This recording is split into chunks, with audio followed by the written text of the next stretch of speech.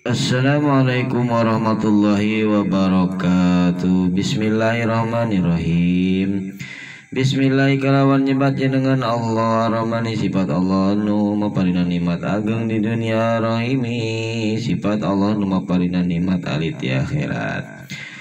Urang lajengkeun kana pembahasan di halaman 7 nyata kitab Jurumiyah neraskeun hanca anu kamari masalah nyirikeun doma non nyirikeun rapa tingkah rapa anu dicirian ku doma.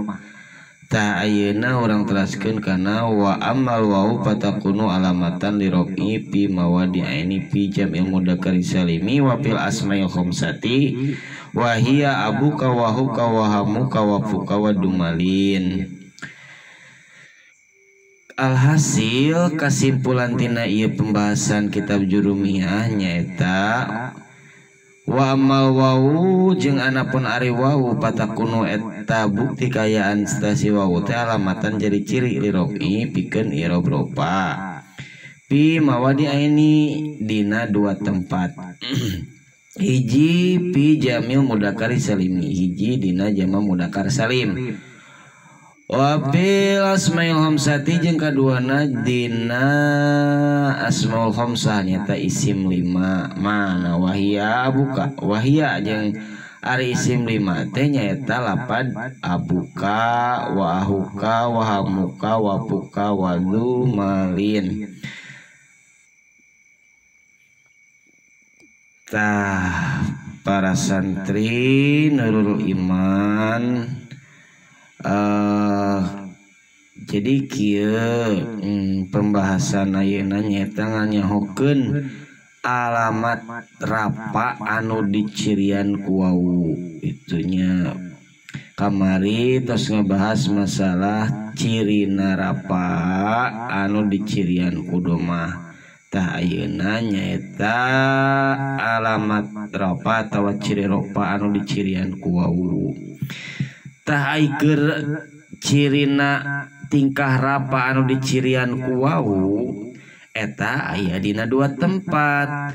Dina naon wae? Hiji nyaeta dina jama mudzakkar salim. Naon jama mudzakkar salim teh nyaeta jama mudzakkar salim teh nyaeta tuduh kana lalaki lobaan. Anu kaduana cirina tingkah rapa anu dicirian ku wau teh nyaeta dina asmaul khamsah. Nu kumaha asmaul khamsah teh nyaeta diseperti lapad abuka wa ahuka wa hamuka wa puka wa dumalin. Ta eta lapad abuka teh diciriana ku wau wa hamuka diciriana rapana ku wau eta tingkah rapa wa hamuka jeung dicirian eta lapad hamuka teh diciriana ku wau wa puka oge dicirian ku wau wa dumalin ge eta dicirian ku wau kitu. Ta eta keur tingkah rapa dicirian ku wau. Kunaon make di wau eta si wau teh nyaeta kusabab naon tah di dieu ayat tah geuningan tah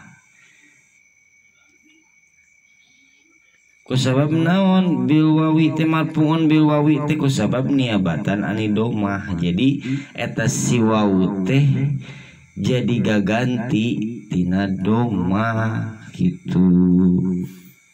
Nah gitunya mudah-mudahan kehartos. Jadi ari kamari mah aya dina 4 tempat eta nu kamari dina video satacana. Tah ari ayeuna mah aya dina 2 tempat eta keur tingkah rapa anu dicirian ku wau. Mudah-mudahan ya walaupun saalit tapi kahartos. Mudah-mudahan nambah ilmu. Amin ya Allah ya Rabbal Alamin. Wa mal alifu fatakunu alamatan lirobi bitasnyatil asma'i khosotan. Wallahu alam bisawab.